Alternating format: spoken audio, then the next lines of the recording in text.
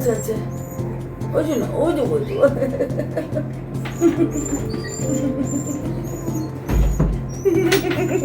ও গনশু, গনশু, ও গনশু, এই দেখো এটা কে,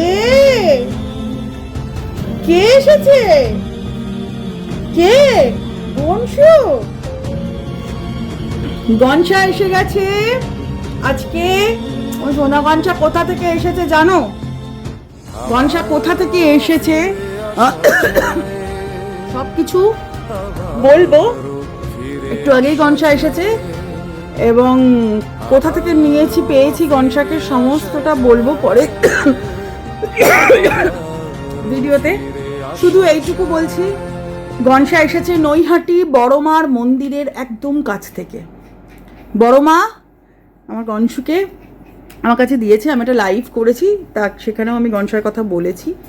আর কোথা থেকে পেয়েছি গনশাকে সমস্তটা বলবো। আর গনশা ভীষণভাবে আমাদের চিনতে পেরেছে, আমাকে তো হাঁক পাক করে কোলের উপর উঠে যাচ্ছে, সে আদর করছে মানে যেরকম করতো। আর দিদিভাইকে দেখেও তাই করছে, পাপার কোলে চুপটি করে বসে আছে। প্রচণ্ড কাশি হয়েছে। যাকগে, জানিও আমার গনশু একদম গনশু লাগছে কিনা।